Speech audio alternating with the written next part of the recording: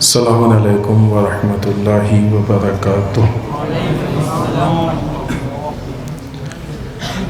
رب اعوذ بک من همزات الشیاطین واعوذ بک رب ان یحضرون۔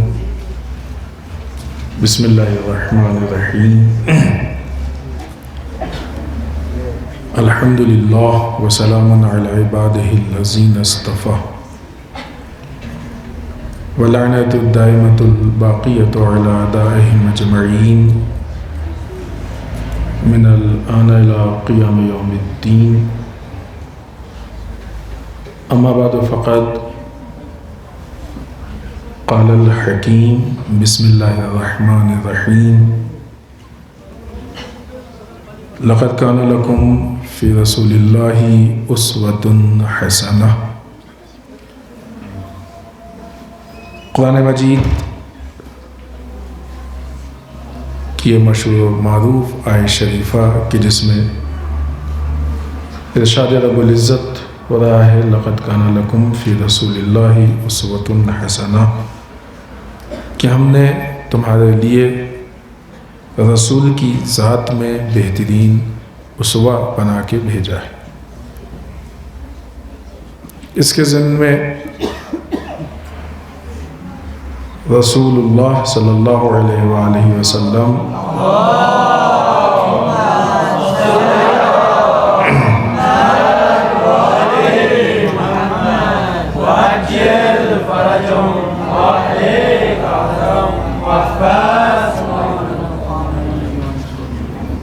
انسانیت کے لیے اسوہ کے عنوان سے جس گفتگو کا آغاز ہوا تھا وہ آج اپنے تیسرے اور آخری مرحلے میں۔ کل تک کی گفتگو میں جو معروضات جو باتیں ہم نے آپ کی خدمت میں عرض کی، اسوہ کا بہت مختصر معنی ایک جملے میں، رسول کو ہم نے کس حیثیت سے اپنانے اور سمجھنے کی کوشش کی، کس اعتبار سے پہچاننے کی کوشش کی، دین کی تعریف، سیرت کس کے لیے ہے، صرف مسلمانوں کے لیے ہے یا سب کے لیے ہے، اور پھر اس کے بعد قانون اور نظام جو سیرت رسول کا نظام ہے وہ انسان کے ضروریات کے مطابق ہے، اس کے مقابلے میں جو بھی نظام بنایا گیا یا پیش کیا گیا وہ لوگوں کی خواہشات کے مطابق۔ کل کے زمانے میں جو چیزیں زمانے جاہلیت میں پائی جاتی تھیں وہ ساری چیزیں آج الومناٹی نئے انداز میں پیش کر رہی ہے اور انہی چیزوں کو دوبارہ زندہ کر رہی ہے اور احیا کر رہی ہے۔ اب تک کی گفتگو میں یہ بات کافی حد تک واضح ہو گئی کہ سیرت رسول صرف اس محدود دین کی سیرت نہیں ہے جو ہمارے درمیان بعنوان دین مشہور ہے۔ پہلے اور دوسرے دن کی گفتگو کو اگر ہم جوڑیں، ہمارے درمیان دین کسے کہتے ہیں، یعنی عموماً لوگوں کے ذہن میں جو تاثرات ہوتے ہیں دین سے متعلق، نماز، روزہ، دعائیں،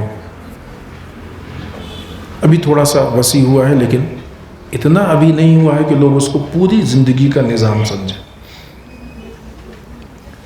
اگر سیرت رسول صرف اتنے ہی نظام اور دین کے لیے ہوتی یا اس کے لیے اسوہ ہوتی تو آج امریکہ کو، اسرائیل کو، یہودیوں کو، عیسائیوں کو، الومناٹی کو، فلاں کو ان لوگوں کو سیرت رسول سے کوئی پرابلم نہیں ہوتی، کیونکہ سیرت رسول مسجد کے اندر محدود ہوتی۔ پرابلم کب ہوئی؟ جب سیرت رسول مسجد سے نکل کے بازار میں گئی۔ اگر بازار سیرت رسول کے مطابق چلے گا تو ان کو پرابلم ہوگی۔ وہ تو چاہتے ہی ہیں کہ ہم مسجدوں میں محدود ہو جائیں، ایسی مسجدیں تو وہ اپنے خرچے سے بنوائیں گے اور چلانے کے لیے بھی کہیں خرچہ دیں کہ جس کے اندر مسلمان محدود ہو جائے۔ لیکن جب یہ طے ہو جائے گا کہ یہ نظام عمومی نظام ہے تو پھر ان لوگوں کے لیے مشکل ساز ہوگا. وہ لوگ تو ان کو مسجد سے تو کوئی تعلق نہیں ہے، مسجد میں کچھ بھی آپ کیجیے، لیکن جہاں سے ان کو افادیت ہے، جہاں سے وہ فائدہ اٹھانا چاہتے ہیں، جب وہاں سیرت رسول پہنچے گی تو ان کو مشکل ہوگی. لہٰذا جب تک اور جہاں جہاں تک سیرت رسول ناقص اسوہ رہی ہے، وہاں ان کو پرابلم نہیں ہوئی ہے. آج بھی وہ سیرت رسول کی جو بعض اسلامی ممالک، بلکہ اچھے خاصے اسلامی ممالک میں ہے، اس سے ان کو کوئی پرابلم نہیں، بلکہ وہ سپورٹ بھی کر رہے ہیں. لیکن وہ اسلامی ملک کی جہاں پہ سیرت رسول مکمل طریقے سے اسوہ ہو گئی ہے، وہاں ان کو پرابلم ہے، وہاں پہ وہ ختم کرنے کی کوشش کر رہے ہیں، وہاں پہ اس کو ہٹانے کی کوشش کر رہے ہیں. ہمارے قوم کی مشکل یہ ہے، قوم سے مطلب صرف تشیع نہیں، مسلمان، کہ ہم لوگوں نے جو اعمال و اقدار ہیں ان کو رسم میں بدل دیا ہے. آپ دیکھیں نا کہ اسلام کی بہت ساری چیزیں بعنوان رسم دیکھی جاتی ہیں. ایسا ہمارے یہاں ہوتا آیا ہے اس لیے ہو رہا ہے، ہمیشہ سے یہ ہوتا آیا اس لیے ہو رہا ہے. لہٰذا اگر آج کہیں پہ آ کے کوئی چیز مثلاً چینج ہو جائے، ہم آپ کو مثال دیں کہ جب آیت اللہ سیستانی کی مرجعیت کا اعلان ہوا، اس کے بعد شروع ہوئی اور یہ ہوا کہ جمعہ اول زوال میں ہوگا، تو بہت سارے لوگوں کو وقت بدلنے میں بہت مشکل ہوئی. ان کے یہاں 1 بجے کا ٹائم فکس تھا جمعے کا. اس 1 بجے سے اگر زوال کا ٹائم مثلاً 12:10، 12:15، 12:30 ہے تو وہاں تک لانے میں مشکل ہوئی ان کو. نہیں، ہمیشہ سے تو ہم 1 بجے پڑھتے آئے. تو دین رسم کے اعتبار سے تھا. اتنی سی تبدیل، بہت سی ایسی چیزیں ہمیشہ سے ہم کرتے آئے ہیں، تو دین کو رسم بنا کے وہ دین نہیں رہا. سیرت رسول رسومات بنانے کے لیے نہیں آئی ہے، رسومات کو توڑنے کے لیے آئی ہے. ہم آپ کو مثال دیں، یہ الگ الگ گفتگو ہیں، الگ الگ پوائنٹ ہیں کہ جن کی اپنی الگ تفصیل ہے. زمانے جاہلیت میں ایک رسم تھی کہ منہ بولے لڑکے کو سگے لڑکے کی طرح سمجھتے تھے اور اس کی بیوی کو سگی بہو کی طرح سمجھتے تھے، لہٰذا وہ محرم تھی. اور اگر وہ لڑکا اس اپنی بیوی کو طلاق دے دے یا اس طرح کے مسائل پیش آ جائیں تو اب یہ کہ جس نے اس کو اپنا لڑکا بنایا ہے یہ اس سے شادی نہیں کر سکتا تھا. اللہ نے حکم دیا، رسول کے منہ بولا بیٹا، اس نے اپنی بیوی کو طلاق دیا. اللہ نے حکم دیا اور رسول نے ان کی طلاق شدہ بیوی کے ساتھ نکاح کیا. کس لیے؟ صرف اس رسم کو توڑنے کے لیے. رسول جس نظام کو لے کے آئے تھے اس نظام میں رسم کی کوئی جگہ نہیں ہے. وہ نظام رسم توڑتا ہے، صرف رسم کو توڑنے. لوگوں میں اب اتنا آسان تو نہیں ہے نا، لوگوں میں چیمی کو یار رسول نے ایسا کیسے کر دیا، ایسا کیسے ہو سکتا ہے. لیکن اللہ نے حکم دیا. قرآن میں اس سے متعلق آیت ہے، پورا واقعہ ہے، موجود ہے، آپ لوگوں نے سنا ہوگا، بہت مشہور چیز ہے یہ، لہٰذا ہم تفصیل میں نہیں جائیں گے. لہٰذا قانون اسلامی یا اسلامی جو نظام ہے، جو شکل ہے، وہ رسم بن کے رہے گی، جس کا نتیجہ یہ ہوا کہ اجتماعی اعتبار سے بھی اور انفرادی اعتبار سے بھی ہم سیرت رسول سے دور ہوتے چلے گئے. خطبہ مینا میں امام حسین علیہ السلام نے یہی تو شکوہ کیا ہے کہ تمہارے باپ دادا کے رسومات کے خلاف کوئی بات ہوتی ہے تو تم چلا پڑتے ہو، بولتے ہو، تڑپ جاتے ہو، ایکشن لیتے ہو. دین کے خلاف کوئی چیز ہوتی ہے تم خاموش بیٹھے رہتے ہو. بصرے والوں کو جو امام حسین نے خط لکھا اس میں یہی تو لکھا تھا کہ سنتیں مرتی جا رہی ہیں، بدعتیں زندہ ہوتی جا رہی ہیں صحیح معنوں میں. اور امام نے خود اعلان کیا نا، انما خرجت لطلب الاصلاح فی امت جدی اريد ان امر بالمعروف وانهى عن المنکر واسیر بسیرت جدی و ابی. ہم اپنے جد کی امت میں اصلاح کے لیے قیام کر رہے ہیں، امر بالمعروف نہی عن المنکر، اس کے ساتھ ساتھ کیا، اپنے نانا کی سیرت کو ہم زندہ کریں گے اور اپنے بابا کی سیرت کو احیا کریں گے، زندہ کریں گے. یعنی اس 50 سال کے عرصے میں سیرت رسول کو زندہ کرنے کی نوبت آ گئی تھی. جس زمانے میں مولا کائنات امام حسن امام حسین علیہ الصلوۃ والسلام جیسے 3 امام موجود تھے، تو آپ کو کیا لگتا ہے کہ آج سیرت رسول کو احیا کرنے کی ضرورت نہیں ہے؟ آج سیرت رسول کو زندہ کرنے کی ضرورت نہیں ہے؟ کس حد تک سیرت رسول میں مشکل پیش آئی ہے اور کیسے تبدیلیاں پیش آئی. لہذا اچھا، سیرت رسول کو سمجھنے کے لیے بصیرت چاہیے، فہم و ادراک کا مادہ چاہیے، غور و فکر چاہیے، گفتگو چاہیے. نہیں ہے کہ صرف گفتگو. ایک تو سب سے پہلی مشکل یہ کہ سیرت پہ گفتگو ہوتی ہی کتنی ہے، سیرت رسول کتنی بیان ہوتی ہے. دوسری چیز یہ کہ پھر وہ عملی اعتبار سے مسلمانوں کے حالات یہ ہیں کہ اسلام پہ عقیدہ تو ہے لیکن وہ اسلام عمل کے میدان میں نظر نہیں آتا. یہ مشکل ہے. مطلب بہت سامنے کی چیز، سیرت سے بہت زیادہ ریلیٹڈ نہیں ہے ڈائریکٹ، لیکن ہم مثال دیں آپ کے سامنے. ہم سب کو معلوم ہے کہ موت یقینی ہے، کبھی بھی آ سکتی ہے، سب کو معلوم ہے. کبھی بھی آ سکتی کہ مطلب کہ ابھی بھی آ سکتی. ہو سکتا ہے ہم بولتے بولتے ایک جملہ بھی پورا نہ ہو، مر جائے، ممکن ہے نہیں. خوب اس کا عملی نتیجہ یہ ہونا چاہیے کہ ہمیں ہر موقع پہ اپنی موت کے لیے آمادہ ہونا چاہیے. امت مسلمہ کتنی آمادہ ہے موت کے لیے؟ سارا اس کا حساب کتاب کلیئر ہے. حقوق الناس، حقوق اللہ.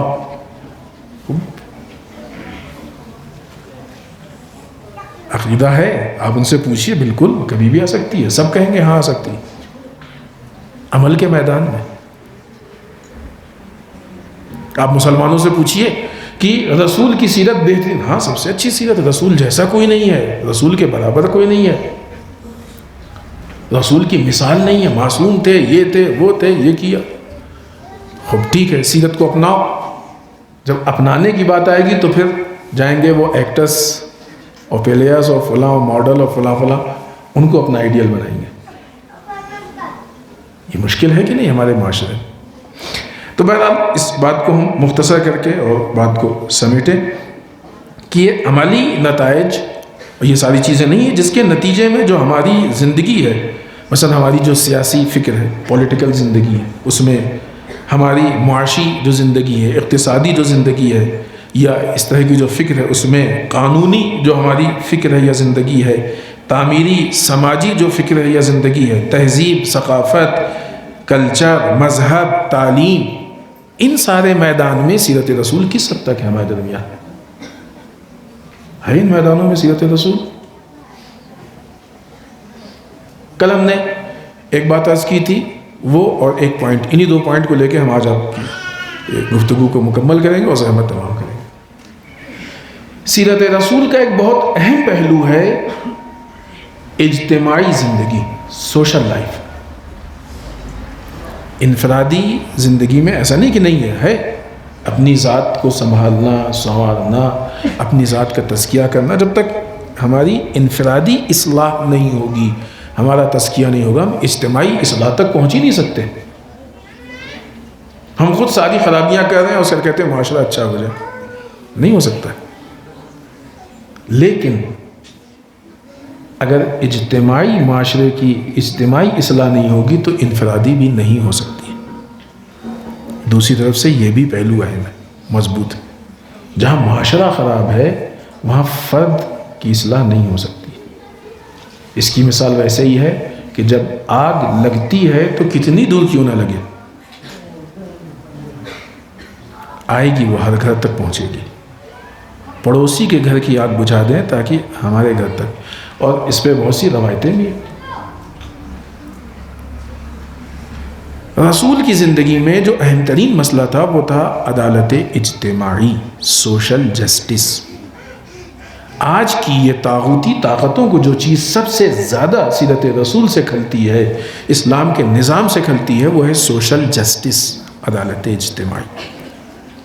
کل کی اگر گفتگو کی جو زمانے جاہلیت میں بھی ہوئی ہے اور بعد میں بھی ہوئی ہے، جو سارا ظلم کا سسٹم تھا، باطل سسٹم تھا، طاغوتی سسٹم تھا، یہ ساری چیزیں سوشل جسٹس کے خلاف تھی، عدالت اجتماعی کے خلاف تھی. عدالت اجتماعی ایک بہت اہم موضوع ہے، ٹاپک ہے. اور یہ وہ چیز ہے کہ جس کے لیے مثلاً ہم آپ کو بعض مثالیں دیں. صدیقہ طاہرہ حضرت فاطمہ زہرا سلام اللہ علیہا کا قیام کس چیز کے لیے تھا؟ حکومت کے لیے تھا. پرفیکٹ لیڈرشپ نہیں تھی، اس کے لیے تھا. خود کیا ہوتا اس سے؟ غلط حاکم آئے گا تو سوشل جسٹس پہ اثر پڑے گا، صحیح حاکم آئے گا تو عدالت اجتماعی سوشل جسٹس سے کام لے گا. عدالت اجتماعی حاکم کے ہاتھ میں ہے. سرکار سید الشہداء نے کس لیے قیام کیا تھا؟ عدالت اجتماعی کے لیے، سوشل جسٹس کے لیے. یعنی اپنے معاشرے میں عدالت اجتماعی کو قائم کرنا سیرت رسول کو زندہ کرنا. آج حجاب سے دشمن کیوں اتنا ڈرتا ہے؟ اس لیے کہ حجاب ایک چلتی پھرتی تبلیغ ہے. یہ معاشرے کو عدالت کی طرف، اصلاح کی طرف دعوت دیتی بغیر کچھ کہے ہوئے. اور اگر حجاب اتر جائے تو معاشرے کو فساد کی طرف دعوت دیتا ہے. بے حجاب خاتون چلتی ہوئی شیطان کی تبلیغ کرنے والی خاتون ہوتی ہے، با حجاب خاتون چلتی پھرتی سیرت رسول کی تبلیغ کرنے والی خاتون ہوتی ہے. وہ معاشرے کو فاسد کرتی ہے، یہ معاشرے کی اصلاح کرتی ہے. چونکہ اس کا تعلق اجتماعی معاملات سے ہے، لہذا دشمن کو کھلتا ہے. جب تک اسلامی ممالک کے حالات اور معاملات اس پہ رہے کہ ہم مثلاً نمازی ہو جائیں، ہم روزے دار ہو جائیں، ہم قاری قرآن ہو جائیں، ہم فلاں ہو جائیں، ہم فلاں ہو جائیں، اس وقت تک دشمن کو نہیں خراب لگا. لیکن جب عدالت اجتماعی پہ قدم رکھا، دشمن جمع ہو گیا کہ اس کو ختم کرو، ورنہ عدالت اجتماعی کو ہم نہیں برداشت کر پائیں گے، سوشل جسٹس کو ہم نہیں برداشت کر پائیں گے.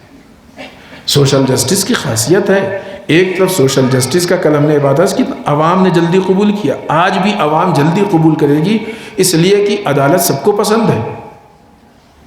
عدالت سے پرابلم کس کو ہوتی ہے؟ ظالم کو. مولا کائنات کی حکومت کے مخالف کون تھا؟ امام حسن علیہ السلام کی حکومت کے مخالفین کون تھے؟ جن کو عدالت سے پرابلم تھی.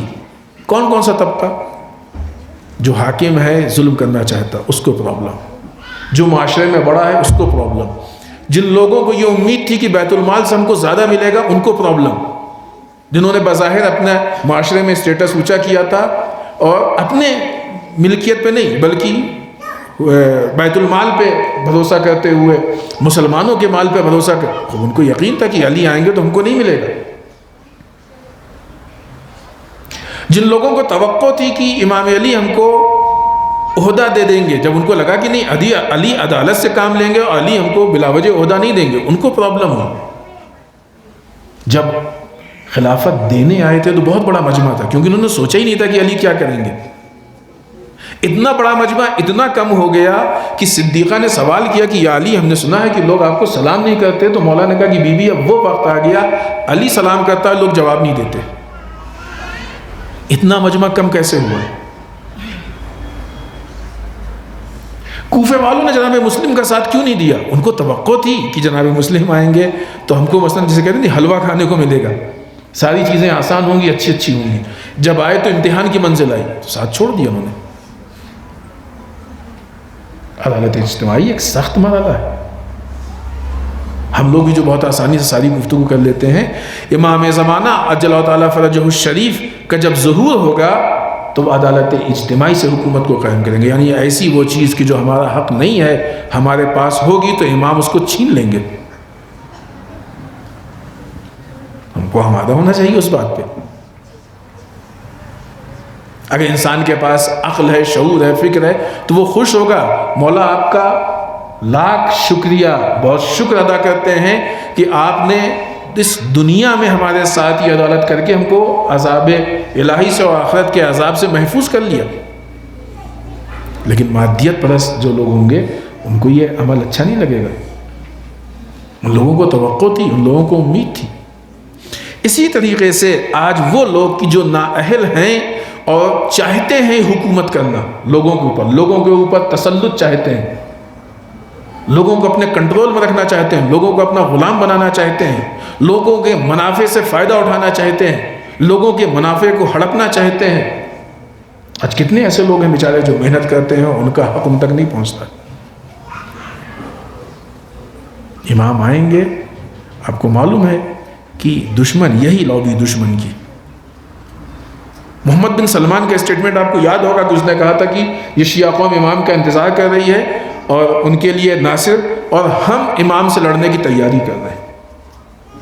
کس کی بات کرتا ہے؟ اس کے منہ میں کس کی زبان ہے؟ امریکہ کی ہے اس کے منہ میں زبان، اسرائیل کی زبان ہے۔ دشمن کو امام کے وجود پہ بھی یقین ہے، ظہور پہ بھی یقین ہے، اور ظہور کے بعد جو حکومت کی شکل ہوگی وہ بھی معلوم ہے۔ ابھی وہ ایک نکتہ ہے، ہم بعد میں پیش کریں گے اسی کے کہ اگینسٹ میں جو دشمن نے کام کیا ہے، تو وہ اس سے احساس ہوگا کہ کس حد تک دشمن اس کے خلاف کام کر رہا ہے کہ ظہور کی آمادگی نہ ہونے پائے۔ اس حد تک دشمن کام کر رہا ہے۔ نئی بات عرض کی، اور بار بار یہ بات ہر جگہ دکھ رہی ہے، دنیا میں دو ہی چیزیں ہیں، اسلام یا اسلام کی دشمنی، تیسرا کوئی نظام نہیں ہے، اسلام یا اسلام کے مقابلے۔ یہ نہیں سمجھا کہ جو دنیاوی سسٹم ہے ایک الگ چیز ہے، اس کا اسلام سے کوئی تعلق نہیں۔ ظاہر کرتے ہیں ایسا تاکہ ہم ان کو اپنا دشمن نہیں سمجھیں، ان کے مقابلے میں نہیں آ جائے، ایسا ظاہر کرتے ہیں۔ لیکن ابھی وہ چیزیں برداشت نہیں ہو رہی، کھل کے سامنے آ رہی ہیں۔ یہ ان کی بے چینی ہے کہ کبھی آ کے قرآن کو جلا دیتے ہیں، کبھی آ کے رسول کا کارٹون، یہ بے چینی ہے۔ جب انسان، ایک جملہ ہے اردو میں، ایک محاورہ ہے، نہیں معلوم آپ کے یہاں رائج ہے کہ نہیں، جسے کہتے ہیں کھسیانی بلی کھمبا نوچے۔ مجھے یہ کھمبے پہلا تھا، اس کو کوئی نوچے گا تو کیا نقصان ہے، بلی آ کے اس کو نوچے تو کیا نقصان، کوئی نقصان نہیں۔ جب وہ رسول کے لائے ہوئے نظام سے پریشان ہوتے ہیں تو کبھی آ کے قرآن جلاتے ہیں، کبھی آ کے گلیڈسٹون، نام سنا ہے آپ لوگوں نے؟ برٹش کا پرائم منسٹر تھا، برٹش کا پرائم منسٹر تھا۔ گلیڈسٹون نے یہ اعلان کیا تھا کہ اگر ہم کو اسلامی ممالک کے اوپر تسلط کرنا ہے، ان کے اوپر قبضہ کرنا ہے، مسلمانوں کو قبضے میں کرنا ہے، تو ہم کو ان سے قرآن کو چھین کے جلانا ہوگا۔ جا کے سرچ کیجئے گا آپ گلیڈسٹون کے نام پہ۔ نہیں، دنیا نے اس کے علاوہ کام ہی کیا ہے، اسلام کے مقابلے کے علاوہ دنیا نے کام کیا ہے۔ وہ ایک ہی قدم پہ چاہتے ہیں کہ نظام اسلام کو ختم کر دیں، لہذا یہ نظام ان کے لیے مشکل ساز، پریشان، یہ وہ۔ اب جب پریشان ہو گئے اور دیکھا کہ نظام سے ہم نہیں جیت پا رہے ہیں، تو اب آ کے نعوذ باللہ توہین کی۔ یہ اور بات ہے کہ توہین ہمارے لیے لائق برداشت نہیں ہے۔ کارٹون بنایا، رسول کی سیرت پہ غلط فلم بنائی، قرآن کو جلایا۔ خوب تمہیں یہ کرنے سے نظام پہ، سیرت پہ اثر نہیں، تم کوشش یہ کر رہے ہو کہ لوگ اسلام سے متنفر ہو جائیں۔ اسلاموفوبیا اسی لیے ہے، تم نے طالبان اسی لیے بنایا، تم نے القاعدہ اسی لیے بنایا، تم نے داعش اسی لیے بنایا۔ داعش بہت کلیئر چیز ہے نا، کہ مثلا ایک انسان کا گلا کاٹ رہے ہیں اور گلا کاٹنے میں وہ ویڈیو بن رہے ہیں، اور ویڈیو بنانے کے ساتھ اللہ اکبر کا نعرہ بلند کر رہے ہیں۔ یہ ویڈیو جو سرکولیٹ ہوگا تو جن لوگوں نے اذان نہیں سنی ہے، ہر جگہ تو دنیا میں اذان نہیں سنائی دیتی ہے نا، جب وہ اللہ اکبر کے نعرے کے ساتھ کٹتے ہوئے گلے کو دیکھیں گے تو ان کے ذہن میں خود بخود ایک رابطہ پیدا ہو جائے گا کہ اللہ اکبر یعنی کسی کا گلا کٹنا۔ یہی تو اسلاموفوبیا ہے، لوگوں کے دلوں میں اسلام سے خوف بٹھا دینا، ڈر بٹھا دینا۔ مسلمان یعنی گلا کاٹنے والا۔ الگ الگ طریقے سے، مثلا بعض اوقات اس بات کو ایشو بناتے ہیں کہ مسلمانوں میں 4 شادی جائز ہے، فوراً اگلا جملہ کہ مسلمان تو مثلا 4 بیویاں رکھتے ہیں۔ جائز ہونا اور ہے، کرنا اور ہے۔ کتنے مسلمان کرتے ہیں؟ یعنی یہ وہ چیزیں ہیں جس کی وجہ سے ایک واقعی بزرگ عالم دین، انہوں نے بہت اچھا جواب دیا۔ کسی نے کہا مسلمان ہیں، کہو آپ کے یہاں 4 شادیاں ہیں، تو انہوں نے جواب دیا الحمدللہ ہمارے یہاں ایک لمٹ تو ہے، 4 جائز ہیں تو ایک لمٹ تو ہے۔ تم لوگوں کی کیا حیثیت ہے؟ اب جو ان کا کلچر آپ دیکھیں، جو موجودہ کلچر ہے، جو موجودہ حالات ہیں، جن چیزوں کو رائج کر رہے ہیں، کوئی لیمٹ ہے اس میں؟ الحمدللہ ہمارے یہاں ایک لیمٹ تو ہے. اگر خود اس مسئلے پہ گفتگو کی جائے تو کس مذہب میں تعدد ازدواج نہیں ہے؟ لیکن بہرحال بس ایک ایشو بن رہا ہے، میڈیا ان کے ہاتھ میں ہے، میڈیا کے ذریعے. خوب یہ ایک مثال تھی، یہ ایک موضوع نہیں ہے. ان چیزوں کے ذریعے سے اسلام سے دور کر رہے ہیں. کیوں؟ اس لیے کہ اسلام کا نظام ان کو نقصان دہ لگتا ہے. عدالت اجتماعی، سوشل جسٹس، اگر عدالت اجتماعی قائم ہو جائے گی تو آپ تصور کیجئے کہ امریکہ کی حکومت کا کیا حشر ہوگا. اگر لوگ جسٹس کا سوال کرنے لگے عدالت کا تو کیا حال ہوگا امریکہ کی حکومت. مثلا بالفرض امریکہ کی پبلک اگر سوال کرنے لگے اپنی حکومت سے کہ ہم کو انصاف چاہیے، تم ظلم کیوں کر رہے ہو، کیا حال ہوگا. برٹش کی پبلک آئے اور اپنی حکومت سے سوال کرے کہ تم نے دنیا میں اتنے سارے ملکوں پہ قبضہ کیا، لوٹا ہے، لوٹ کے لائے ہو، ہمارے یہاں جتنی چیزیں ہیں وہ سب لوٹی ہوئی ہیں، چوری کی ہیں دوسرے ملکوں کی، ان کو واپس کرو. سوچئے کیا حال ہوگا اس کا. اسرائیل کی پبلک کھڑی ہو جائے اور سوال کرے کہ جس زمین پہ ہم رہ رہے ہیں، جس ملک پہ یہ غصبی ہے، اسے واپس کر دو جو اس کے مالک ہیں، تو کیا اس کا حال ہوگا. وجود ختم ہو جائے گا. اگرچہ اسرائیل کے حالات تقریباً ایسے ہی ہیں. اب یہ اسرائیل البتہ اس جہیز سے نہیں، دوسری جہیز سے اسرائیل کی عوام کو اپنی حکومت کے اوپر بھروسہ نہیں رہ گیا ہے کہ وہ ان کی حفاظت کر سکتے. لہذا کافی پہلے کی بات ہے کہ عوام وہاں کی ہجرت کر رہی تھی، دوسرے ملکوں میں جا کے بس رہی تھی. گورنمنٹ نے سختی سے ان کو روکا ہے، پابندی لگائی ہے کہ کوئی ہجرت کر کے نہیں جا سکتا ہے. پھر ابھی جب لاسٹ جنگ ہوئی ہے فلسطین سے تو اس میں موقع پا کے پھر بھی کافی لوگ نکل گئے. سوچیے عدالت اجتماعی آئے گی تو کیا ہو، بڑی بڑی دکانیں بند ہو جائیں گی. اور یہ ممالک نہیں، بہت سے علاقے کے جو بہت بڑے بڑے چودھری ٹائپ کے لوگ بنے بیٹھے ہوئے ہیں، نہ کیا کیا ہڑپ کیے بیٹھے ہوئے ہیں، سب کے حلق سے نکالا جائے گا. تو کس کو عدالت اجتماعی پسند آئے گی؟ مولا کائنات کی شہادت کے لیے یہی تو کہا گیا. امام علی کو شدت عدل کی وجہ سے قتل کیا گیا. عدالت اجتماعی معاشرے کے لیے اس حد تک خطرناک ہوتی ہے یا ناپسندیدہ ہوتی ہے کہ وہ عدالت اجتماعی کو قائم کرنے والے کو جا کے قتل بھی کر دیتا ہے. شدت عدل کی وجہ سے. یہ نظام رسول ہے، سیرت رسول ہے، اسوہ، اس کو برداشت نہیں کر سکتے. اسی لیے آج اس کی اتنی مخالفت ہو رہی ہے، اس کے خلاف اتنے معاملات چل رہے ہیں. انہوں نے دو طریقہ اپنایا اس کے لیے. کل ہم نے یہ بات چھیڑی تھی اور شروع کی تھی، اور بات ظاہر سی بات ہے کل مکمل ہونے والی تھی بھی نہیں، اس لیے مکمل نہیں ہوئی. مسلمانوں نے مسلمانوں کی مخالفت کے لیے انہوں نے دو طریقہ اپنایا. ایک ایکسٹرنل مخالفت، باہر سے مخالفت، اس میں یہ ساری چیزیں جو ہم نے پیش کی، کلچرل اٹیک اور دوسری چیزوں کے ذریعے سے تسلط ہمارے اوپر، حالات کا تبدیل کر دینا، بدل دینا وغیرہ وغیرہ، جس پہ گفتگو ہوئی ہے کافی حد تک. دوسرا طریقہ انٹرنل، داخلی. اس کام میں ایک بہت اہم رول اورینٹلزم کا ہے. اورینٹلزم نے ریسرچ کیا اسلام پہ، پھر ریسرچ کرنے کے بعد ایسے افراد کھڑے کیے ہیں کہ جن کا کام ہی یہی تھا کہ وہ آیات اور روایات کے ذریعے سے اسلام کی شکل کو تبدیل کر دیں، یعنی آیات اور روایات کے غلط مفاہیم پیش کر دیں. یہ کام بھی نیا نہیں ہے، یہ وہ کام ہے کہ جو بنی امیہ نے شام میں کیا تھا. چھوٹا سا واقعہ ہم صرف خلاصہ کر کے، جب تھوڑا سا ایک تسلسل بھی بلکہ پیش کر دیں. رسول اللہ صلی اللہ علیہ وآلہ وسلم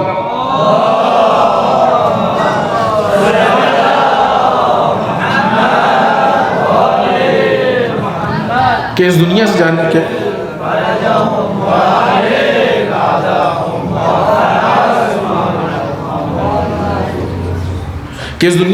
کے بعد آپ کے اقوال پہ پابندی لگی. معلوم حدیثوں پہ بین، اور یہ بین عملی اعتبار سے تقریباً 1 سنچری تک چلا، 100 سال تک. ہم نے شاید پہلے دن اشارہ بھی کیا ہے اس پہ، پتہ نہیں یہاں پہ کیا یا آس پاس کہیں اور. بہرحال عملاً تقریباً جب دوبارہ شروع ہوا لکھنا رسول کے اقوال کو تو 100 سال گزر چکے تھے. اس بیچ پابندی تھی رسول کے حدیثوں کو لکھنے پہ، بیان کرنے پہ، لوگوں کے سامنے پیش کرنے پہ. اسی زمانے میں بنی امیہ کی حکومت تھی شام میں. اسی زمانے میں ایک صحابی رسول مدینے سے شام جا رہے تھے. ایک بڑی شخصیت مدینے کے سرحد تک ان کو چھوڑنے آئی. کہا آپ کو معلوم ہے کہ ہم آپ کو کیوں چھوڑنے آئے ہیں؟ کہا اس لیے چھوڑنے آئے ہیں کہ آپ شام جا رہے ہیں.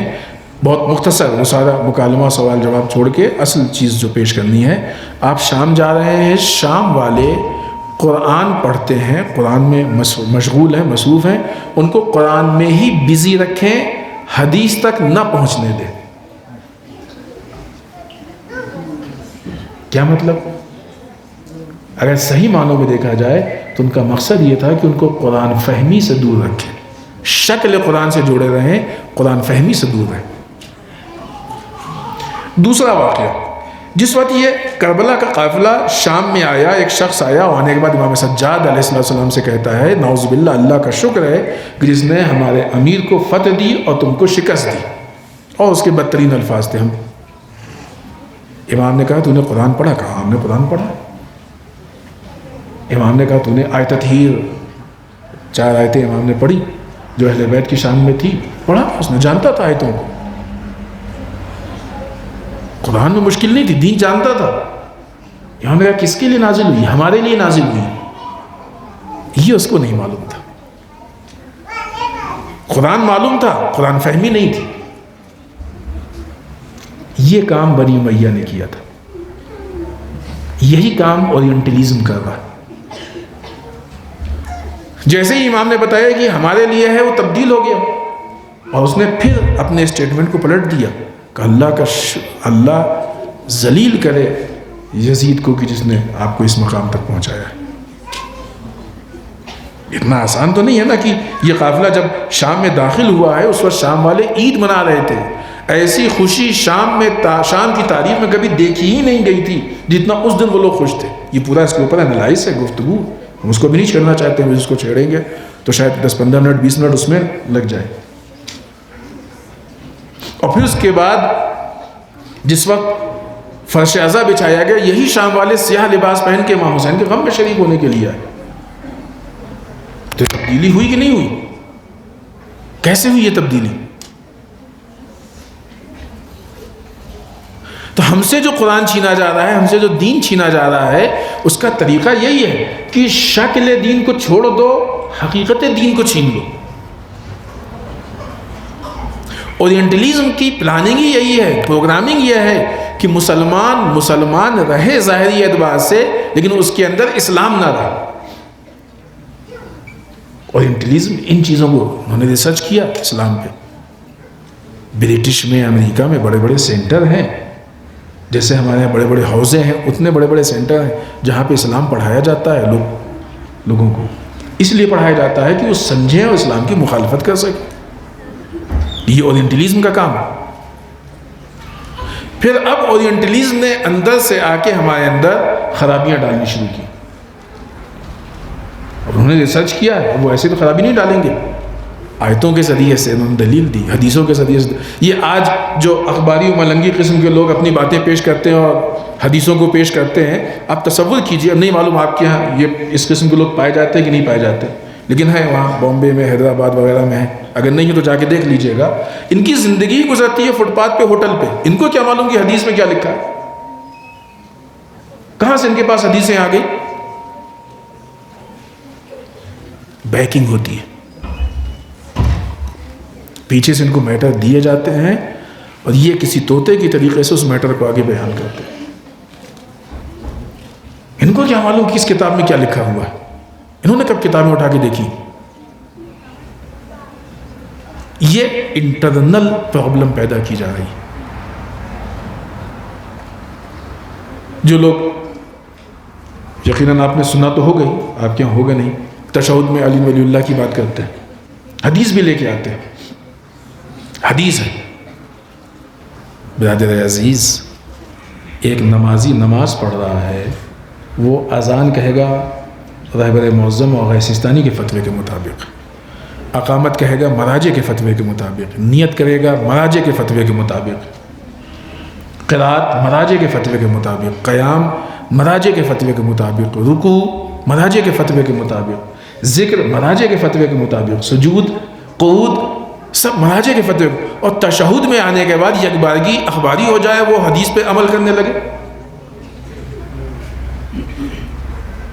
یہی جو لوگ آ کے تشہد کے لیے حدیث پیش کرتے ہیں، ان سے کہیے کہ تم نیت سے لے کے سلام تک حدیث لے آؤ تو ہم سمجھیں کہ تم ہاں واقعی حدیث پہ کام کر رہے، نہیں لا پائیں گے، کیونکہ ان کو دیا ہی گیا ہے اتنا، اور اس سے زیادہ شاید ان کو یاد کرنے کی ان کے اندر کیپیسٹی بھی نہیں ہے، کیونکہ وہ آشنا نہیں ہے، مانوس نہیں ہے۔ ایک طالب علم جب بات کرتا ہے روایات کی اور آیات کی تو وہ مانوس ہوتا ہے، اس کی زندگی گزری ہوتی ہے آیات اور روایات کے بیچ میں۔ یہ انٹرنل پرابلم، لہذا اس بنیاد پہ قوم میں اختلاف، جھگڑا، غلط چیزوں کو رائج کرنا، غلط دین رائج کرنا، قوم کو کمزور کرنا۔ اسی طریقے سے امام زمانہ عجل اللہ تعالیٰ فرجہ شریف کے نام پہ، یہ شاید ہمارے یقیناً ہمارے خیال سے آپ کے نہیں ہوگا، گروہ کلاسز قائم کرتے ہیں، ان کے پورے سسٹم میں پڑھے لکھے لوگ ہیں ہی نہیں، کلاسز قائم کرتے ہیں، جن لوگوں نے کبھی کسی حوزے سے دین نہیں پڑھا ہے وہ آ کے دین پڑھاتے ہیں، ایسی ایسی باتیں کرتے ہیں جو بنیاد اسلام کے خلاف ہے۔ یہ انٹرنل پرابلم ہے ہمارے یہاں، قوم کے اندر انٹرنل پرابلم ہے۔ جب یہ اس طرح سے، وہ ایکسٹرنل پرابلم تھی دین کو تبدیل کرنے کی، یہ انٹرنل پرابلم ہے دین کو تبدیل کرنے کی، یعنی اندر سے بھی دین کو تبدیل کرنے کی کوشش ہو رہی ہے، باہر سے بھی دین کو تبدیل کرنے کی کوشش ہو رہی ہے۔ یہ دونوں چیزیں صحیح معنوں میں اس بات کے خلاف جا رہی ہیں کہ رسول کو اسوہ بنائے، سیرت رسول عملی، جس کا نتیجہ کیا ہوگا؟ یہ لوگ جو امام زمانہ پہ بات، ان کا عقیدہ یہ ہے کہ مثلا جب گناہ سے دنیا بھرے گی، روایت ہے نا یہ، اس میں خبر دی گئی، بتایا گیا ہے کہ دنیا جب گناہ سے بھرے گی تو اس وقت امام کا ظہور ہوگا، تو یہ کہتے ہیں گناہ سے بھرو۔ بھئی یہ حکم نہیں ہے، خبر ہے، حکم و خبر میں فرق ہوتا ہے، حکم و خبر میں فرق ہوتا ہے۔ پروٹیسٹ نہیں کرو، ظلم کے مقابلے میں نہیں بولو، ظلم کے خلاف آواز نہیں اٹھاؤ۔ اسلام میں پولیٹکس کو صحیح نہیں سمجھتے ہیں، اسلام میں حکومت کو صحیح نہیں سمجھتے ہیں، نظام ولایت فقیہ کے مخالف ہیں، اتحاد کو نہیں مانتے ہیں، اور دونوں کی یہی حال ہے تقریباً۔ سیرت رسول کو عملی کرنے کے لیے جہاں خود سیرت کا پہچاننا اہم ہے، وہیں دشمن کا پہچاننا بھی بہت اہم ہے۔ یہ ساری چیزیں جمع ہو کے اس مقام تک آتی ہیں کہ جو ہمارے درمیان، ہمارے کلچر میں، ماحول میں، ہمارے عمل میں ایک ایک جگہ پہ، چاہے انفرادی حیثیت سے مذہب دیکھا ہونا چاہیے، چاہے اجتماعی حیثیت سے مذہب ہونا چاہیے، اس کیفیت کو ہم سے چھین لیتے ہیں اور بہت ہی منظم اعتبار سے اس کام کو انجام دیتے ہیں۔ لہذا یہ جو چیزیں آئی ہیں، ان چیزوں نے، یہ جو شروع میں بات ہوئی نا کہ دین کی تعریف ہمارے درمیان بدل گئی ہے، انہی نے بدلا۔ روز اول سے تو خراب نہیں تھی، غلط نہیں تھی۔ حتیٰ امامت کا تصور الگ ہے، امام یعنی ہمارا لیڈر، وہ لیڈر کہ جو پولیٹیکل لیڈر بھی ہو، جو ہمارا مذہبی لیڈر بھی ہو، لیکن تو کیسے کہہ سکتے ہیں یہ کہ دین میں سیاست نہیں ہے، جب امام کی بنیادی یہی ہے کہ پولیٹیکل لیڈر۔ اس کے علل و اسباب کیا ہیں، وجوہات کیا ہیں، وہ ایک تفصیلی گفتگو ہے، وہ ہمارے موضوع میں بھی نہیں ہے، بہت زیادہ وقت بھی نہیں کہ ہم اس بات کو پیش کریں، وقت مختصر ہے، لہذا ہم اپنی گفتگو کو سمیٹیں۔ اگر ہم اس چیز کو طے کر لیں، قرآن مجید نے بہت واضح الفاظ میں کہا ہے، بہت کلیئر وہ ہے کہ جو بھی رسول تم کو دے، اس میں سورہ حشر کی آیت نمبر 7 ہے، بسم اللہ الرحمن الرحیم، وما آتاکم الرسول فخذوہ، جو رسول تم کو دے لے لو،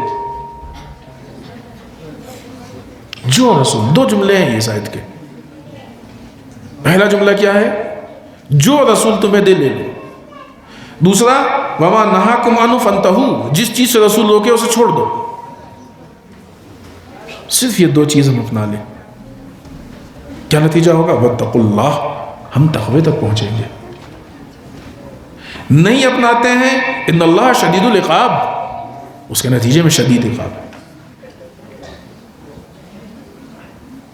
جو کچھ رسول دے اپنا لو، اسی کا نام دین ہے۔ جو کچھ رسول دے اپنا لو، اسی کا نام دین ہے۔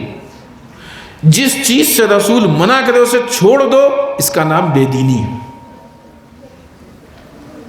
جس چیز سے رسول منع کر رہا ہے وہ بے دینی ہے، لہذا اس بے دینی کو چھوڑ دو۔ جس چیز کا رسول حکم دے رہا ہے اسے اپنا لو، جس چیز کا حکم دے رہا ہے وہ دین ہے، اسے لے لو۔ اس دین کو اپنا لیں گے، بے دینی کو چھوڑ دیں گے، یہ تقویٰ۔ اس دین کو اپنا لیا، بے دینی چھوڑ دیا، اسی کا نام تقویٰ۔ اور اگر دین کو نہیں اپنایا یا بے دینی نہیں چھوڑی، اس کے نتیجے میں شدید عقاب ہے۔ بہت کلیئر ہے آیت، پوری آیت ہی 4 جملوں پہ، 2 جملے میں ہم کو 2 جملوں پہ عمل کرنا ہے، اور بعد کے جو 2 جملے ہیں اس عمل کے نتیجے میں خبر دی گئی ہے کہ اس کا نتیجہ یہ ہوگا۔ ایک دم کلیئر ہے نا آیت شریفہ، واضح ہے ایک دم۔ سورہ حشر کی 7ویں آیت، جائیے گا دیکھیے گا، اور ظاہراً ہمارے خیال سے یاد ہوگی بہت سے لوگوں کو۔ جو رسول دے، ترجمہ تو یاد ہی ہو جائے گا نا، اتنا مشکل نہیں ہے۔ جو بھی رسول تمہیں دے اپنا لو، جس چیز سے منع کرے اسے چھوڑ دو، اللہ کا تقویٰ اختیار کرو، اور اللہ بہت زیادہ شدید عقاب کرنے والا ہے۔ یہ 4 چیزیں ہیں اس آیت شریفہ میں۔ لہٰذا یہ جو ساری تفسیر بدلی گئی ہے کہ مثلا ہمیں نبوت سے کیا توقع ہونی چاہیے، نبی کو کس حیثیت سے ہم لیں، نبی کو کس حیثیت سے پہچانیں، امام کو کس حیثیت سے لیں، کس حیثیت سے پہچانیں۔ اگر ہمارے ذہن میں ایسا تصور ہے کہ امام جو ہے وہ پولیٹیکل لیڈر نہیں ہے اور صرف مذہبی لیڈر ہے، تو یہ پرابلم ہے ہمارے دین کی، اس کا مطلب ہمارے پاس ناقص دین ہے۔ اگر ہمارے ذہن میں ایسا تصور ہے کہ نبی صرف مذہبی لیڈر ہے، پولیٹیکل لیڈر نہیں ہے، یا دوسرے فیلڈ میں لیڈر نہیں ہے، تو ہمارا دین ناقص ہے، پرابلم ہے۔ ان حالات میں ایک مکمل اسوہ نہیں لے سکتے، ہو ہی نہیں سکتا مکمل اسوہ لے، کیونکہ جب ہم رسول کو اس فیلڈ کا اسپیشلسٹ اور ماہر سمجھ ہی نہیں رہے ہیں، تو کیسے ہم رسول سے اس فیلڈ میں کوئی چیز لے لیں گے؟ اور نتیجہ کیا ہوگا؟ دین ناقص ہو جائے گا۔ اس فیلڈ میں ہم کسی اور کے پاس جائیں گے، ایسے کے پاس جائیں گے کہ جو طاغوتی نظام رکھتا ہوگا۔ طاغوت کسے کہتے ہیں؟ جو چیز اللہ کے مقابلے میں آ جائے، جو چیز ذات پروردگار کے مقابلے میں آ جائے، اسے طاغوت کہتے ہیں، طاغوتی نظام۔ اور ایک الگ پہلو بھی بیان کرتے چلے آپ کی خدمت میں کہ یہی جو نظام اللہ کا ہے کہ جس کو رسول لے کے آئے ہیں، ہمارے لیے اسوہ ہے، ہمیں اپنانا ہے، اسی نظام کو اگر ہم نے اپنا لیا، جو آیت یہ کہی جو کچھ رسول نے لے لو اور جس چیز سے منع کرے چھوڑ دو، اسی کا نام ولایت ہے۔ اسی کا نام ولایت ہے۔ ولایت اور کسے کہتے ہیں؟ اپنے نفس کو اپنے ولی کے حوالے کر دینا، یہ ولایت ہے۔ اگر ہم اس نظام کو نہیں اپنا رہے ہیں تو ظاہر سی بات ہے کچھ تو نظام اپنا رہے ہیں نا، زندگی یوں ہی تو نہیں گزرے گی۔ تو جس نظام کو اپنا رہے ہیں یہ اللہ کے نظام کے مقابلے میں، چاہے وہ ہمارا کلچر ہو، چاہے ہمارے ماں باپ کے رسومات ہوں، چاہے ہمارے علاقے کے رسومات ہوں، چاہے وہ ہم نے اپنے فیشن میں لیا ہو، چاہے یوروپین کلچر ہو، جو بھی ہو، ہم کسی دوسرے نظام کو اپنا رہے ہیں، یہ نظام الہی نظام کے مقابلے میں ہے، اسے طاغوت کہتے ہیں۔ اور جس کے نظام کو ہم اپنا رہے ہیں، ہم نے اس کو اپنا ولی بنا دیا، اب ہمارا نفس اس کے حوالے، اب ہمارا نفس اس کے حوالے۔ آیت الکرسی تو پڑھتے ہی ہوں گے نا، دونوں ولایت کا ذکر ہے۔ کیا ہے، یاد ہے کسی کو؟ بسم اللہ الرحمن الرحیم، اللہ ولی الذین آمنوا، اللہ صاحبان ایمان کا ولی ہے۔ والذین کفروا اولیاءہم الطاغوت، یہ ہمیں طے کرنا ہے کہ ہم کس کو اپنا ولی بنا دیں۔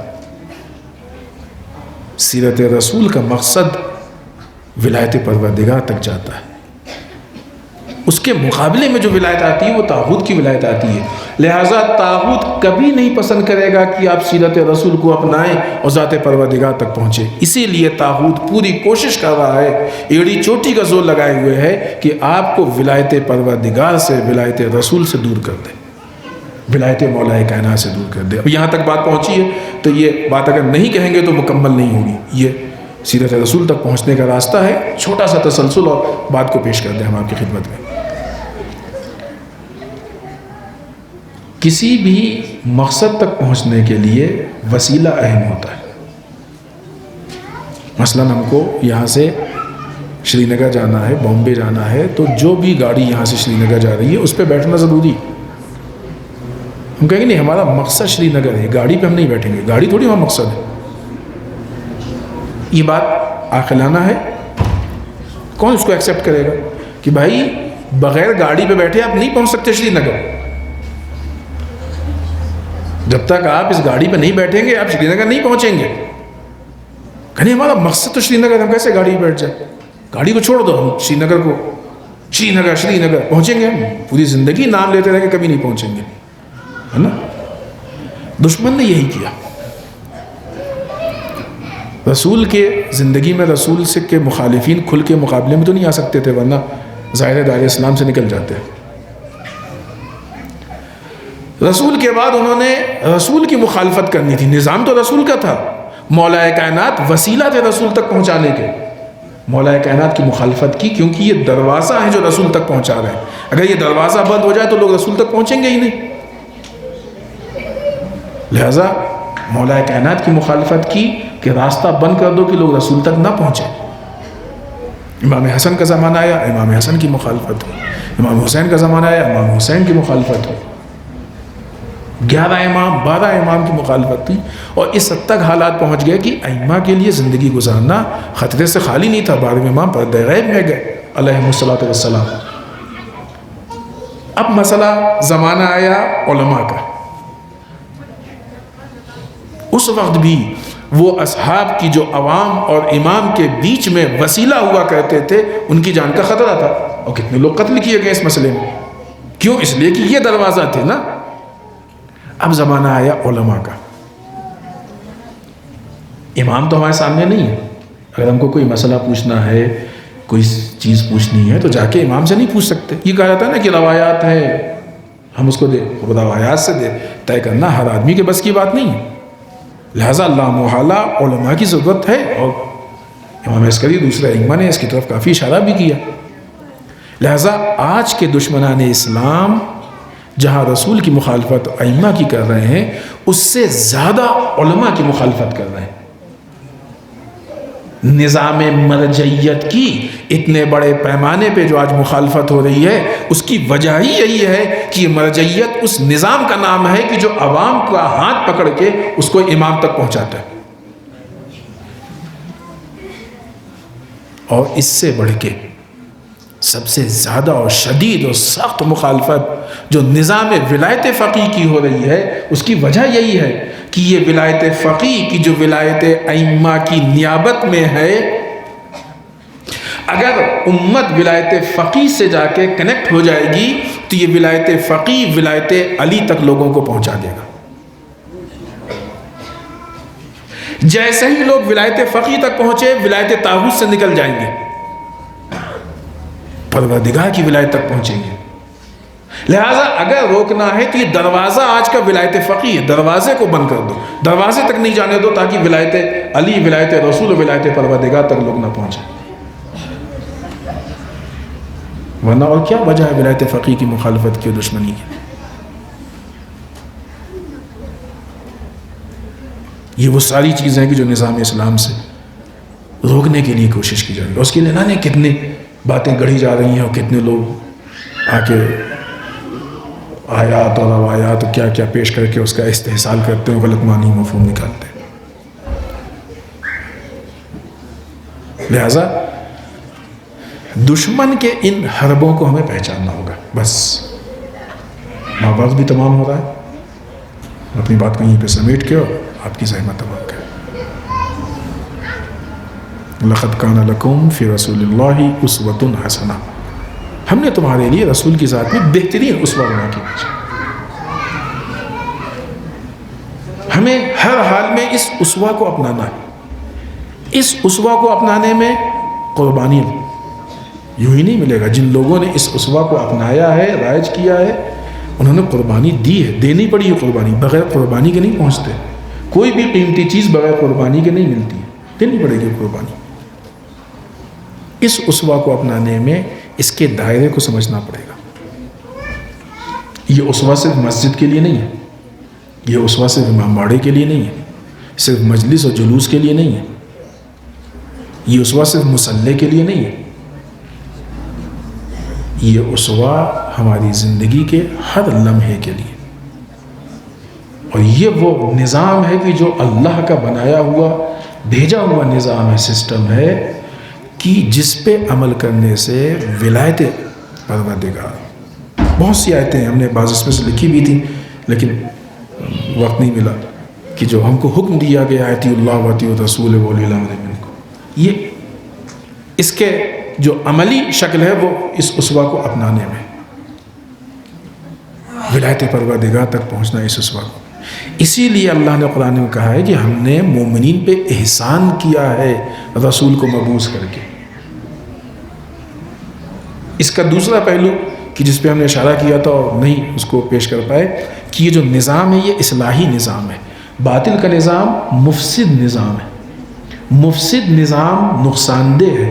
اصلاحی نظام، فلاحی نظام یہ لوگوں کو کمال کی طرف لے کے جاتا ہے. اس لیے احسان ہے کہ یہ نظام ہم کو اچھا بناتا ہے، سسٹم ہم کو اس کمال تک لے کے جاتا ہے. اس کو اپنائیں گے ہم کمال تک جائیں گے.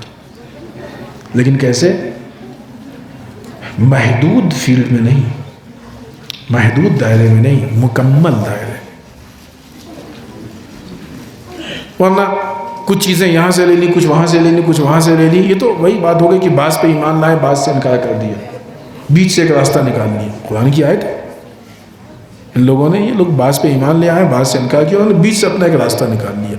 ہم لوگوں نے بھی بیچ سے ایک راستہ نکال لیا. کچھ اسلام سے لے لیا، کچھ کلچر سے لے لیا، کچھ یورپ سے لے لیا، کچھ رسومات سے لے لیا، کچھ محلے پڑوس سے لے لیا. سب کچھ ملا کے ایک نیا دین بنا دیا. یہ الہی دین تو نہیں ہے. قرآن کہتا ہے بسم اللہ الرحمن الرحیم ادخلوا فی السلم کافہ، دین میں پورے کے پورے داخل ہو جاؤ. ولا تتبعوا خطوات الشیطان، شیطان کے نقش قدم پہ مت چلو. یعنی اگر ہم دین میں کچھ کم زیادہ کر رہے ہیں تو ہم شیطان کے نقش قدم پہ، یہی جو کھچڑی والا دین ہے، یہاں سے لے لیا، وہاں سے لے لیا، وہاں سے لے لیا، دکھنے میں اوپر سے اسلام لگتا ہے لیکن در واقع نہیں اسلام. یہ شیطان کا نقش قدم ہے. یہ رسول کی سیرت تھوڑی ہے. حتیٰ کہ وہ بعض اوقات بات نام لیتے بھی مناسب نہیں، لیکن بعض اوقات ہمارے یہاں اس طرح کی چیزیں جمع ہوتی ہیں کہ اس میں سے بعض چیزیں سیرت رسول سے ہوتی ہیں اور بعض ایسے لوگوں کی سیرت سے ہوتی ہیں کہ جو رسول کے مخالفین اور دشمنوں میں سے تھے. دونوں سیرتیں جمع کر لیتے ہیں. بعض فیلڈ میں، بعض معاملات میں رسول کی سیرت لے لی، بعض معاملات، بعض فیلڈ میں کسی اور کی سیرت لے لی. دونوں کو جمع کر کے تیسری چیز بنا دی ہم نے. یہ ہمارے لیے کبھی بھی مفید نہیں. سرکار سید الشہداء اسی کی اصلاح کے لیے قربانی دے کے گئے. لہذا ذات رسول ہمارے لیے اسوہ ہے، نمونہ عمل ہے. اگر ہم اسوہ نہیں سمجھتے تو اس کا مطلب یہ کہ ہماری امیدیں اللہ سے نہیں ہیں، کسی اور سے. ہماری امیدیں روز آخر سے نہیں ہیں، کسی اور سے. اور ہم کو اللہ یاد نہیں ہے. دونوں پہلو آیت نے صاف صاف کہا ہے. دونوں پہلو ہمارے سامنے. یہ ہم کو طے کرنا ہے کہ ہم کو کس سے وابستہ ہونا ہے، کس سے وابستہ نہیں ہونا ہے. دونوں پہلو کو محسوس کریں. جہاں سے سیرت مل رہی ہے اس کو بھی، اور جہاں سے سیرت کو روکنے کی کوشش کی جا رہی ہے، جب تک اس کو نہیں پہچانیں گے اس وقت تک واقعی سیرت کو نہیں اپنا سکتے. خوب یہاں پہ اپنی بات کو ختم کرتے ہیں. کسی کے ذہن میں سوال ہو تو آپ سوال کر سکتے ہیں.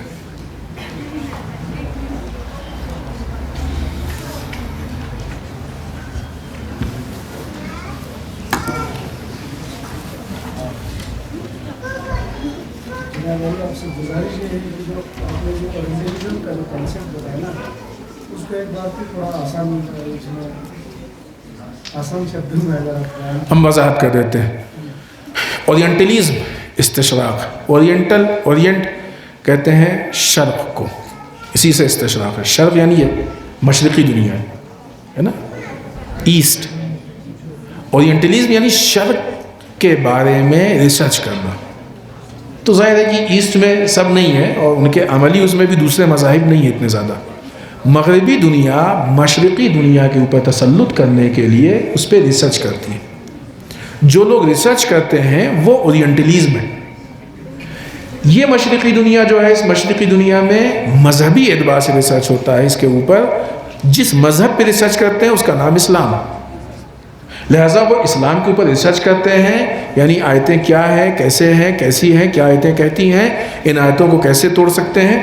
ظاہراً اسرائیل کی جو ہمارے خیال سے مصر والی جنگ تھی، ہمیں صحیح سے اس ٹائم ذہن میں نہیں ہے، وہ اسرائیل جنگ کو ہار رہا تھا. 50 اورینٹلزم بھیجے گئے، انہوں نے جا کے وہاں پہ مسلمانوں کو یہ سمجھایا کہ قانونی اسلامی اعتبار سے یہ جنگ تمہارے لیے جائز نہیں ہے، اور اس کی دلیل میں آیتیں پیش کی. لہٰذا ان لوگوں نے جنگ کرنا چھوڑ دیا، ہاتھ اٹھا لیا. آج بھی ہم سے کہا جاتا ہے کہ مثلا ظلم کے خلاف بولنا آج ہماری ذمہ داری نہیں ہے، ہمیں خاموش رہنا چاہیے. اسرائیل جو کر رہا ہے کرنے دو، امریکہ جو کر رہا ہے کرنے دو، امام آئیں گے امام بولیں گے، ہم سے مطلب نہیں ہے. اور اس کے لیے حدیثیں پیش کی جاتی ہیں. غیبت امام میں نعوذ باللہ کہتے ہیں حکومت ظلم ہے، نہیں کرنا چاہیے، اس کے لیے حدیثیں پیش کی جاتی ہیں، استحصال کیا جاتا ہے حدیثوں کا. ابھی 9 ربیع الاول گزرا ہے نا. بعض لوگ کہتے ہیں پتہ نہیں آپ کے یہاں یہ گندگی ہے کہ نہیں ہے. بعض لوگ حدیث پیش کرتے ہیں اور کہتے ہیں کہ اس موقع پہ ہم پوری تفصیل نہیں پیش کریں گے کہ اگر نہیں ہے تو بہت زیادہ گناہ جائز ہو جاتا ہے، حساب کتاب نہیں کیا جاتا. کیسے ہو سکتا ہے؟ قرآن کی آیت کے مقابلے میں یہ دین کے نام پہ آتا ہے. کہاں سے آتا ہے یہ اورینٹلزم بھیجتے ہیں، جا کے ریسرچ کرتے ہیں وہ آیتوں پہ حدیثوں پہ. ایسی بے انتہا مثالیں ہیں. اور یہ آج کے زمانے میں ایک پوائنٹ وہاں پہ رہ گیا تھا. آج کے زمانے میں اورینٹلزم جن چیزوں کا ریسرچ کرتے ہیں ان کو جس کے ذریعے سے یہاں تک ہمارے اندر تک بھیجتے ہیں، ظاہر ان کے خود اپنے نمائندے ہوا کرتے تھے، پہلے بھی ہوتے تھے اور وہ آتے تھے اور کام کرتے تھے، مسلمان بن کے آتے تھے مسلمانوں کے بیچ میں اور آ کے ان چیزوں کو پیش کرتے تھے. ابھی یہ پورا شعبہ سنبھال لیا ہے MI6 نے، ملٹری انٹیلیجنس سیکٹر 6. ان کے افراد ہیں، وہ آ کے ممبر پہ یا جیسے بھی ہو وہ ان کی باتوں کو پہنچاتے ہیں، ان کے نمائندے. الحمدللہ کہ بہت سارے ایسے لوگ کی جو MI6 کے ایجنٹ ہیں، نمائندے ہیں، ان کے چہرے پہ سے نقاب ہٹ رہا ہے اور وہ سمجھ میں آ رہا ہے. لیکن اس پہ بھی غور کرنے کی ضرورت. جس طریقے سے ایلومیناٹی ایک طولانی عرصے تک چھپ کے کام کرتا تھا، آج وہ خود اپنے آپ کو ظاہر کر رہا ہے. کیوں ظاہر کر رہا ہے؟ اس کا مطلب کہ مزید بدترین حالات پیدا ہو گئے.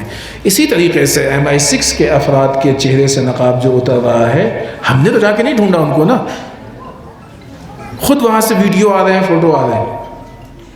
تو اگر ان کی طرف سے یہ ویڈیو فوٹو آ رہے ہیں اور وہ ظاہر کر رہے ہیں تو اس کا مطلب کہ مزید بدترین حالات ہیں. اس پہ ہم کو غور و فکر کرنے کی ضرورت ہے. لہٰذا اورینٹلزم مغربی دنیا کی طرف سے مشرق بالخصوص اسلام کے اوپر ریسرچ کرنا تاکہ مسلمانوں کے خلاف وہ پروگرامنگ کر سکیں، مسلمانوں کے خلاف عملی اقدام کریں، اس کو کہتے ہیں اورینٹلزم، استشراق، مستشرقین. یہ ساری چیزیں واضح ہو گئی بات؟ الحمدللہ. جی علیکم السلام ورحمۃ اللہ. 2 سوال ہیں. جی پہلا یہ کہ تابوت کا دائرہ کتنا اور کس وسیع پیمانے پر ہم تابوت کو سمجھیں اور کتنا کس حد تک تابوت ہے. تابوت کی حکومت کا معنی اس پہ تھوڑا آپ فرمائیے. اور دوسرا ان انقلابی نما لوگوں سے ہم کیسے بچیں، جو لوگ مخالفت ایران کی کرتے ہیں لیکن اس کی عظمت کو دیکھ کر جب یہ وہاں پہ جاتے ہیں یا جب وہاں سے کوئی نمائندے آتے ہیں تو تب ان کے ساتھ بھی وہ لوگ گھل مل جاتے ہیں اور کہتے ہیں کہ ہم بھی ایران کی حمایتی ہیں اسلامی انقلاب، کیونکہ یہاں پر تو پورا کام وہ خلاف کرتے ہیں. لیکن جب انقلاب کی عظمت کے گنگانے پڑتے ہیں، جب وہ لوگ آگے جاتے ہیں، جب اسلامی اسٹیجوں پہ جاتے ہیں، جب پورے انٹرنیشنل یا نیشنل لیول پہ وہ لوگ جاتے ہیں تو وہ لوگ مجبور ہیں اس انقلاب کو مخالفت تو کرتے ہیں لیکن مجبور ہیں کہ وہ ان کی عظمت کو بھی مانیں. اس پہ تھوڑا وضاحت. ٹھیک. دیکھیں طاغوت ہر وہ نظام کی جو قانون پروردگار کے مقابلے میں بنایا جائے اسے طاغوت کہا جاتا ہے. لہٰذا جو بھی اللہ کے مقابلے میں مثلا امریکہ، اسرائیل، برٹش، یہ سب طاغوت میں ہے کیونکہ یہ کھل کے مخالفت میں ہے اور مقابلے میں ہے. لہٰذا یہ طاغوت میں سے ہیں، مخالفت کرتے ہیں. اور اس طرح کی جتنی بھی سسٹم ہے سب طاغوت میں. دائرہ جو ان کی حقیقت اور حیثیت ہے کوئی دائرہ نہیں ہے ان کا، بہت کمزور ہے یہ، ہے نا. جب اسرائیلی ہی حسن رسول اللہ کا وہ اسٹیٹمنٹ آپ کو یاد ہوگا کہ اسرائیل مکڑی کے جالے سے زیادہ کمزور ہے، جو ان کا سب سے بڑا نمونہ ہے، تو پھر باقی کی حیثیت کیا وہ آپ خود سمجھ سکتے ہیں. لیکن دنیاوی اور حکومت کے اعتبار سے یقیناً ان کا دائرہ بڑا ہے، اگرچہ طاقت کے اعتبار سے کم ہے، نظام کے اعتبار سے کمزور ہے، لیکن رقبے کے اعتبار سے بڑا ہے. تو بہرحال مسئلہ نہیں ہے، وہ طاغوت ہے، اس کو ہم پہچانیں اور پہچاننے کے بعد طاغوتیت سے ہم بچیں، اپنے آپ کو طاغوت کی ولایت میں نہ دیں. عملی اعتبار سے فرق ہوتا ہے. ہمارے مراجع کا فتویٰ ہے کہ آپ جس ملک میں رہ رہے ہیں جو اس ملک کے قوانین ہیں ان پہ آپ کو عمل کرنا چاہیے. لہٰذا وہ جو ملک کے اندر کے قوانین ہیں انٹرنل، اس میں خلل نہیں ہونا چاہیے. روڈ پہ ہم کس طریقے سے چلیں، فلاں کے اس طریقے سے وغیرہ وغیرہ جو بھی قانون ہے وہ سب ہم کو عمل کرنا ہے، وہ اپنی جگہ پہ الگ ہے. لیکن طاغوتیت وہ چیز ہے کہ جو اسلام کے مقابلے میں آئے، وہاں پہ ہم کو اس طاغوتیت پہ دھیان رکھنا ہے. یہ آپ کا پہلا ہو گیا. دوسرا مسئلہ ایسے افراد، دیکھیں یہ بہرحال مسئلہ ہے، بہت سے لوگوں نے مصلحتاً اسلام کی باتیں کرنی شروع کر دی ہیں، حالات کی بنیاد پہ کرنی شروع کر دی ہیں، وہ انقلاب کی باتیں. ایسے بہت سارے لوگ ہیں. یہ آج کوئی نئی چیز نہیں ہے. ائمہ کے زمانے میں بھی ایسے لوگ تھے کہ جنہوں نے حالات کے اعتبار سے اس طرح سے اپنے آپ کو ظاہر کرنے کی کوشش کی تھی. اس وقت بھی ان کو پہچاننے کے لیے ہمارے پاس بصیرت ہونی چاہیے تھی، اور آج بھی بصیرت چاہیے. حتیٰ جب امام زمانہ عجل تعالیٰ فرجہ الشریف کا ظہور ہوگا تو ہم ان کو ان کے صفات سے پہچانیں گے، شکل سے اور ان چیزوں سے نہیں پہچانیں گے. لہٰذا ہمارے پاس صفات معیار ہونا چاہیے. ایسے افراد کو ہے، یہ معاشرے کے حالات ہیں اور یہ مشکل ہے، ہمارے سامنے پرابلم ہے. بہت سے ایسے لوگ ہیں، یعنی اگر آپ بانوان مثال پوچھیں کہ اگرچہ یہ صحیح نہیں ہے کہ مثال دینا آپ دیجئے نہ ہم دیں گے، لیکن غلط ہے مثال دینا، لیکن اگر بانوان مثال تو بھی توڑ بہت ساری مثالیں گنا دی جائیں اور بڑے بڑے نام آئیں گے اس میں. یہاں پہ ہماری بصیرت کام آتی ہے، یا ہماری بصیرت ہو یا کسی صاحب بصیرت کا ہم دامن پکڑ لیں. اس کی بنیاد پہ ہم یہ دیکھیں کہ کس کے اندر واقعی انقلاب ہے یا کون ہے کہ جو اپنے مفاد کے لیے انقلاب کو استعمال کر رہا ہے. یہ ہم کو پہچاننا پڑے گا ورنہ ہم دھوکہ کھا جائیں گے. تو یہ مشکل ہے، لیکن اس کا حل انسان کے اندر جو بصیرت ہے، شعور ہے، جو صفات سے معرفت ہے، وہ ہے اس کا حل. اس کے ذریعے سے پہچان سکتا ہے. ورنہ ایسا نہیں ہو سکتا ہے کہ ایک فہرست بنا دی جائے، وہ فہرست کبھی کمپلیٹ نہیں ہو سکتی. اعلان کیا جائے کبھی ہو نہیں سکتا ہے. تو یہ سارے کوئی راستے اس میں کارگر نہیں ہوں گے. ہم حالات کے اعتبار سے پہچانیں گے. اور کسی کے ذہن میں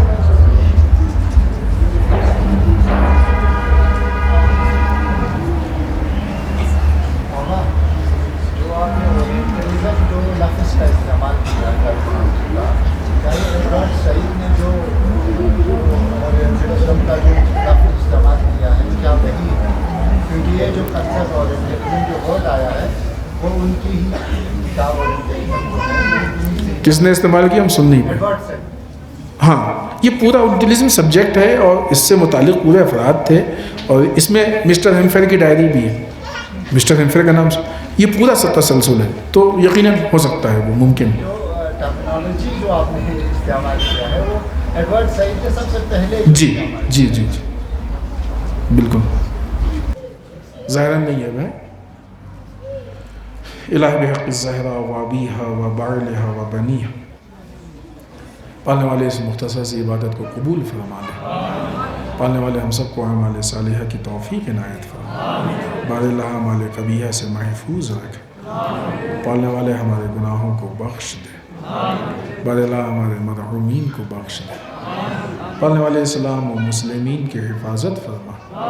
بار اللہ دشمنان اسلام کو نیست و نابود کر دے. پالنے والے ہمارے علماء کا سایہ ہمارے سروں پہ باقی رکھ. بر اللہ رہبر و مراجع کو طول عمر عنایت فرما، بر اللہ ہمارے امام کے ظہور میں تعجیل فرما، ہمیں ان کے اعوان و انصار میں شریک ہونے کی توفیق عنایت فرما۔ ربنا تقبل منا انک انت السمیع العلیم۔ ہم یہ وضاحت کرنا چاہتے ہیں کہ جو بھی گفتگو ہوئی ہے، یہ گفتگو نے موضوع کا حق نہیں ادا کیا۔ ہمارے جیسے طالب علم کے امکانات میں بھی نہیں کہ اس موضوع کا حق ادا کریں، اور ظاہر سی بات ہے کہ وقت اور حالات کے اعتبار سے وہ ساری باتیں کہ جو پیش کی جا سکتی تھیں وہ پیش نہیں ہو پائیں، لہٰذا ایسا نہیں سمجھیے گا کہ یہ موضوع کا حق ادا ہو گیا ہے، مکمل ہو گیا ہے۔ لہٰذا یہ اس لیے کہہ رہے ہیں کہ آپ جا کے مزید اس پہ کام کریں اور زیادہ اس میں جاننے کی کوشش کریں۔ والسلام علیکم ورحمۃ اللہ وبرکاتہ۔